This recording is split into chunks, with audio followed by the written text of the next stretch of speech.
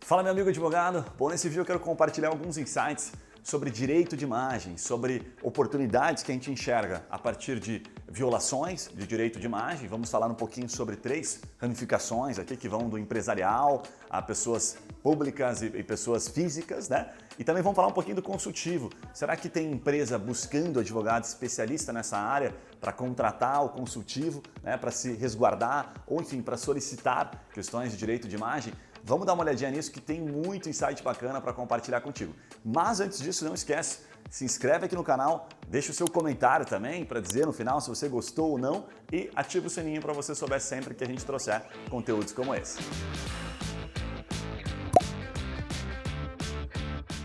Pausa rápida para te fazer uma proposta muito bacana.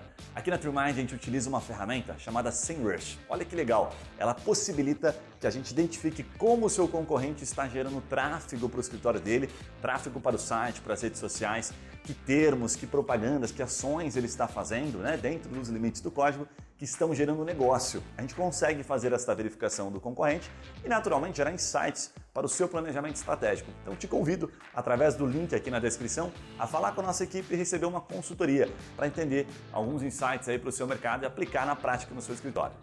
Bom, obviamente nós não entraremos no aspecto jurídico, que não cabe a nós, tem muito advogado muito mais entendido do que nós, mas falaremos sobre aquilo que a gente domina bastante, que são as brechas, né? Como o usuário, como a pessoa, a persona, como a gente costuma dizer no marketing, né? As empresas ou a pessoa física, enfim, estão procurando soluções a partir de situações que ocorreram, que sejam violações ou consultas. E a gente percebeu que o mercado é bastante amplo, então é isso que a gente vai compartilhar, trinchando um pouquinho para fazer você entender sobre as oportunidades desta área. E um convite que eu quero te fazer é para ouvir o podcast. Aqui na descrição você vai encontrar que a gente gravou com um dos maiores escritórios especialistas nesta área.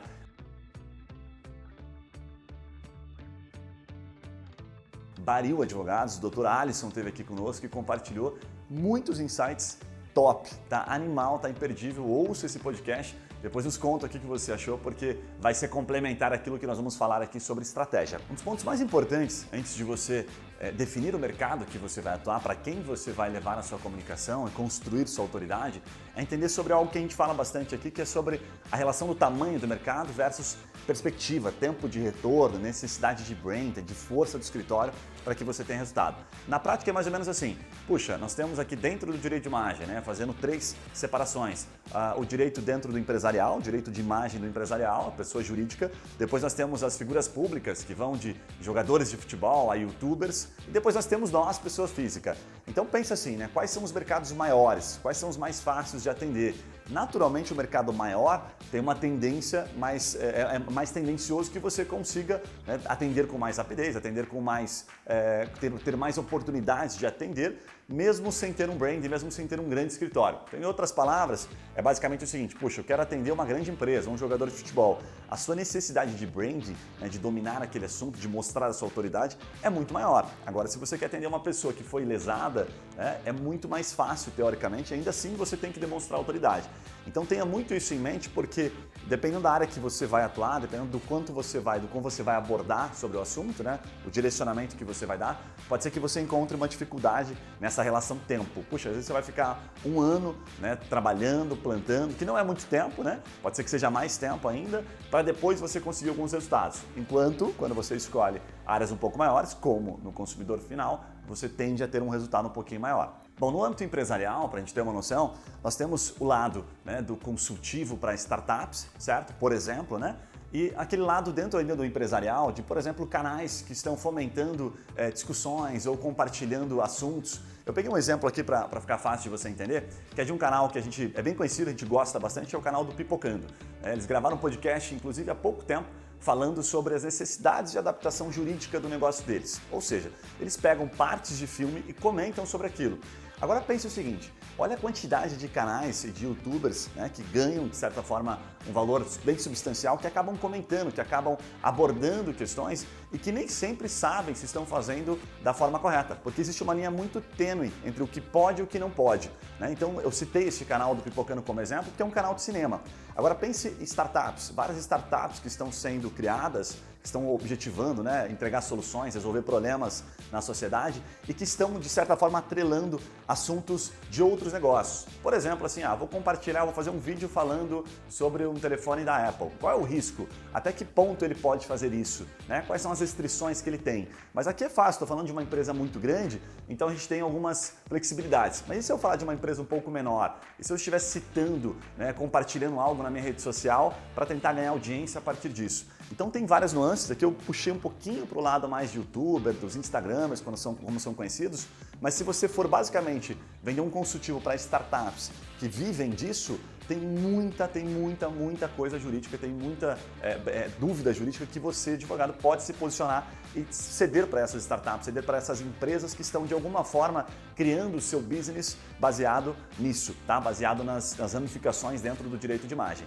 Então os dois lados aqui do empresarial, né? Você tem o lado consultivo e tem o lado de quem está procurando entender como registrar, por exemplo, né? Tem pesquisas no SEMrush, que é a ferramenta que a gente utiliza, para ser mais tranquilo aqui no Google, que são basicamente assim, como eu registro o direito autoral ou quanto eu cobro pelo direito autoral. Então perceba que a intenção do usuário, da forma de pesquisa, já deixa claro a posição dele, né? Então como eu registro, pode ser uma startup tentando entender, né? E quanto eu cobro pelo direito autoral é alguém tentando vender aquele direito ou alguém tentando entender se existe de fato alguma oportunidade de negócio nisso, tá? Então dentro do âmbito empresarial você vai ter várias ramificações que você precisa definir que lado que você vai jogar. Dá para jogar dos dois lados? Dá para falar as duas coisas? Dá para falar sobre violação, né? E dá para falar sobre a parte consultiva, defender, por exemplo, ou projetar, planejar para um negócio, para uma startup, como eu citei como exemplo? Dá sim, mas é importante que você esteja dentro, talvez, de uma ramificação que seria dentro deste aspecto empresarial. Nessa linha de gerar autoridade para gerar negócio, né, na advocacia, eu gostaria de fazer uma pergunta para você. Você acredita que gerar autoridade é importante ou dá para crescer sendo um advogado generalista? Tem espaço para os dois? Comenta aqui que eu vou ficar feliz em saber a sua resposta e a sua opinião sobre o assunto. Bom, a segunda área que a gente fala bastante é aquela área um pouco mais artística, né? Então vamos pegar aqui jogadores de futebol, influencers aí, youtubers, de uma maneira bastante genérica, tem muita gente que entra nesse escopo.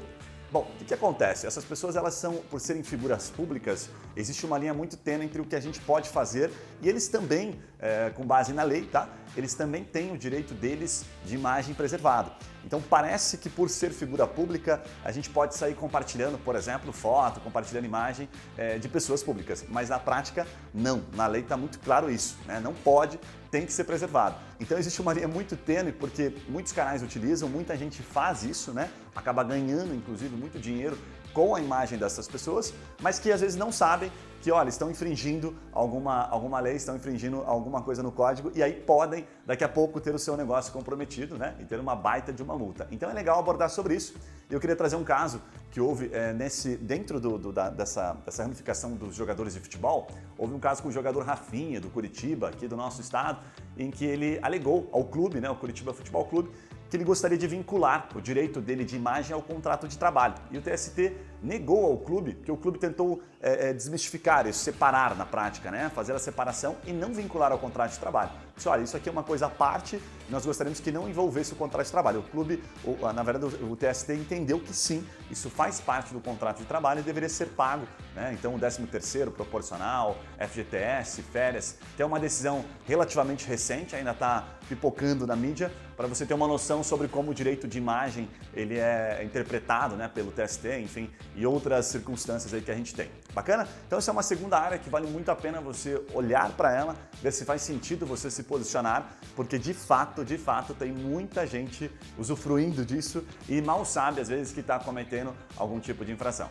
Bom, e a terceira área, que certamente deve ser uma das maiores, que a gente mais identificou pesquisa, seria a área de pessoa física, né? Então a gente tem pesquisas simples, por exemplo, assim, como cobrar pelo direito de imagem de uma fotografia, como registrar, né? Então tem muita gente procurando informações, eu vou dar um número exato, a gente identificou 51 mil pesquisas, tá, por mês com mais de 150 variações de palavra-chave, termos de pesquisa.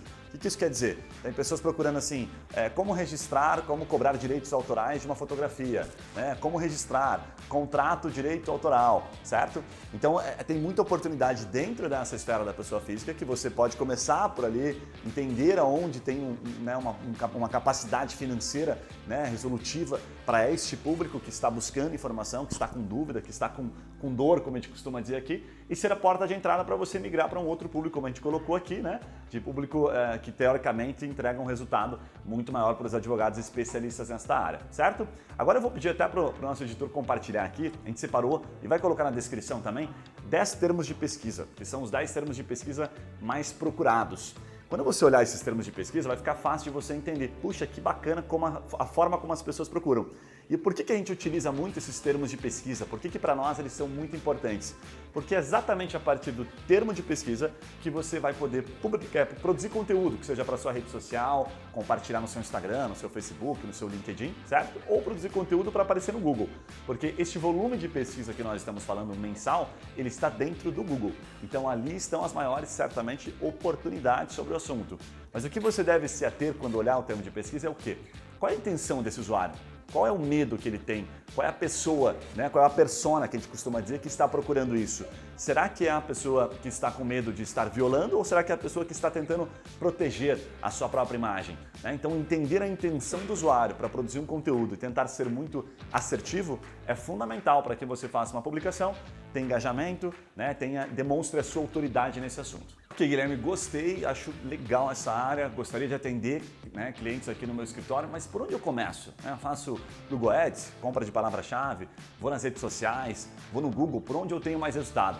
Pergunta do milhão, né? É difícil responder, a gente fala muito sobre isso em vários vídeos aqui, tá? Então recomendo que você olhe outros conteúdos que eu falo, inclusive sobre tempo de retorno em cada uma delas.